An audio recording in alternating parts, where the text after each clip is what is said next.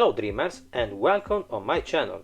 Today I'm back to talk about this project and I will continue to do so in the coming weeks, revealing all its secrets, such as why it crashes while I render the scene, even though I think it's easy to understand, the file is really huge. But today I want to talk to you about the initial moment where there are these beautiful clouds and how I created this parallax effect. And it's much simpler than you imagine, and watch the video until the end if you are interested in understanding how I did it. I remind you of my upcoming animal project entirely made here on Dreams. Everything you see is made on an iPad with a lot of imagination and above all experimentation. I can't wait to show you the finished work. Please be patient a little longer, and thank you for your support.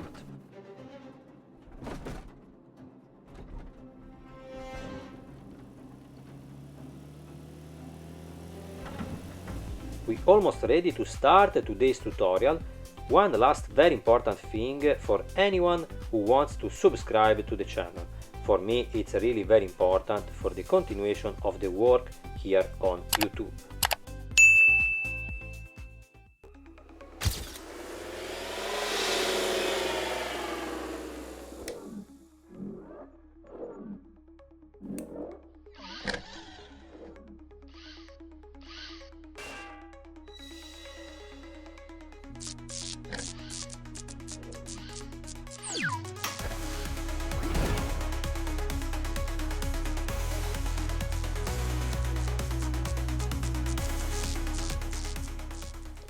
There are really many tracks that make up the project, such as this part where we find all the audio tracks.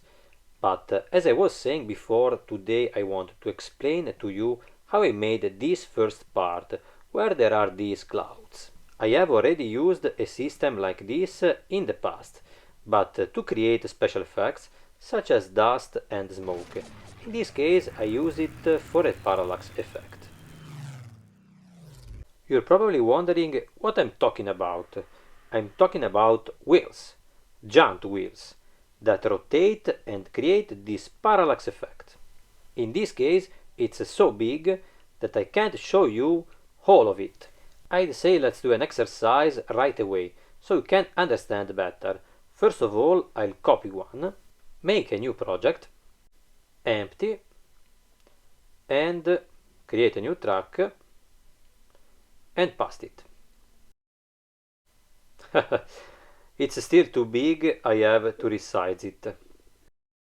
And here it's in all its beauty. The interesting factor on this circle is the edge. Border I drew using one of my favorite Procreate brushes.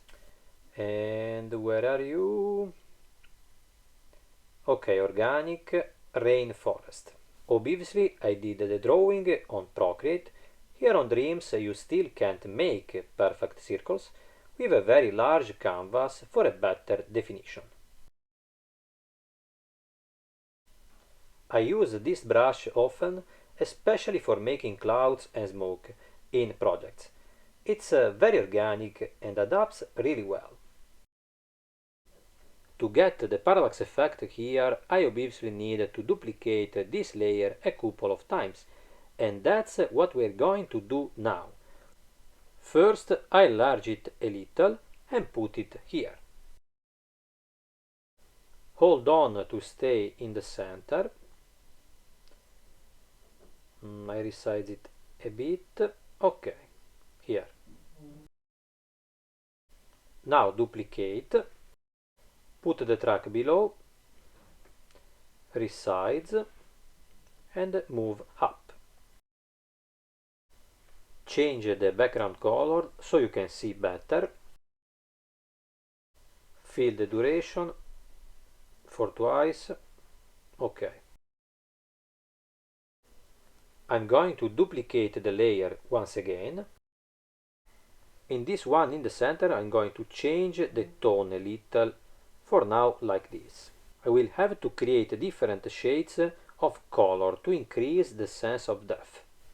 I take the bottom layer and move it up again. I forgot to resize, and move up. I'm changing the tone, this will be even clearer. It takes at least 3 elements to create a depth like this. Next step, for the parallax effect, we need to change the rotation of the circles, starting from the closest to us. There will need to be a rotation keyframe at the beginning and end of the timeline.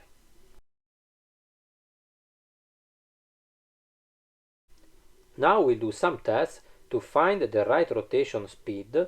Let's start with a fairly large value like 1000. And very important thing, trend curve to linear. Maybe the speed can already be good here, but let's see the others. I repeated the operation by adding the rotation to the two levels as well, this time decreasing the value a little.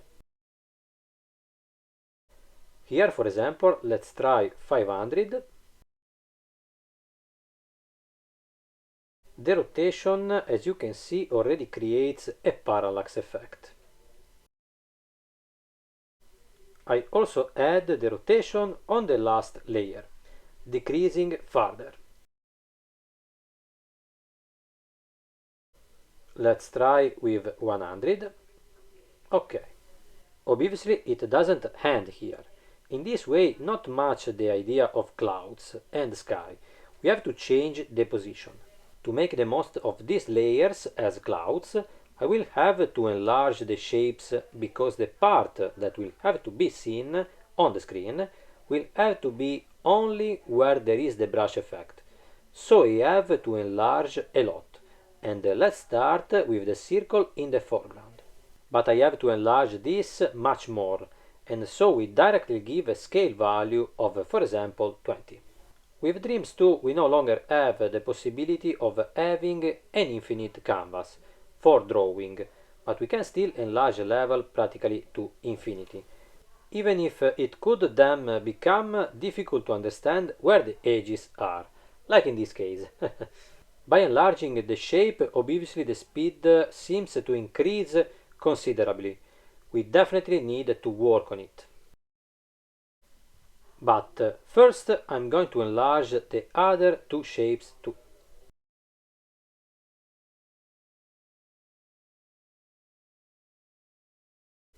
Let's try with 10. 10. Oh, 10. Okay. And here, and move down in this position. The effect is very fast, but you can already appreciate the parallax effect. We can also enlarge the circle at the bottom. Let's try with 4. And move here. There is a big difference between the first two levels and the one at the bottom. We have to work on speed.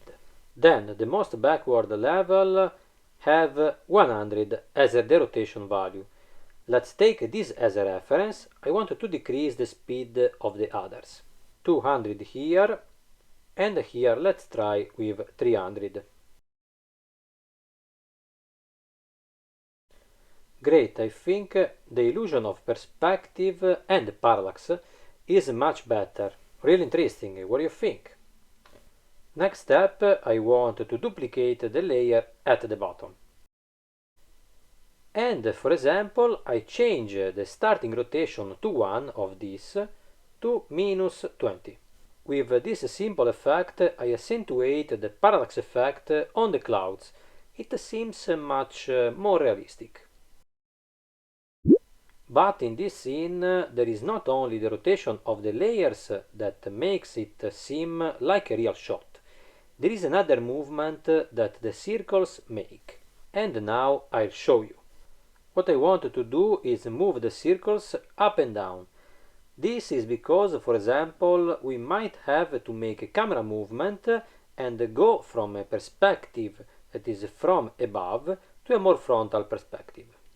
And to do this, I will work on the Y axis. Let's start from the bottom layer.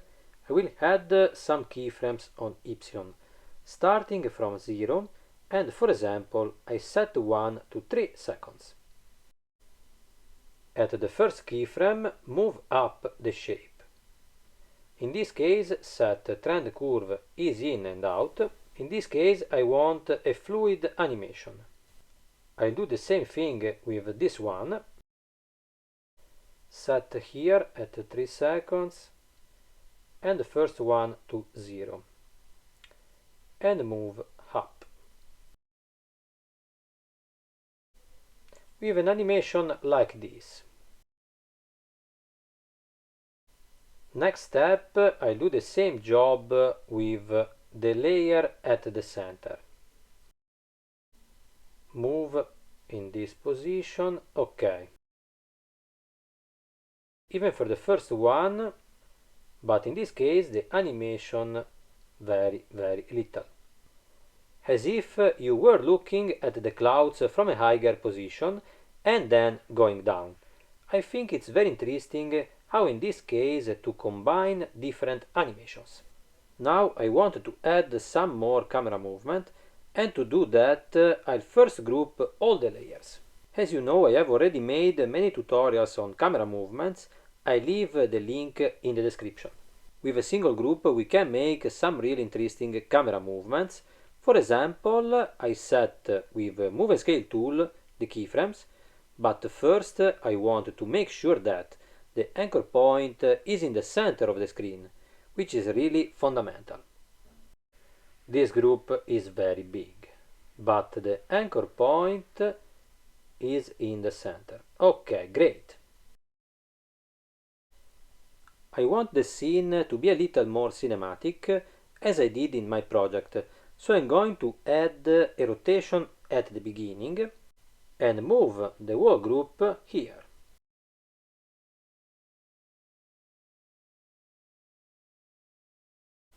But this is the first step. I also want to add a bit of scale for an even more cinematic effect. Let's move here.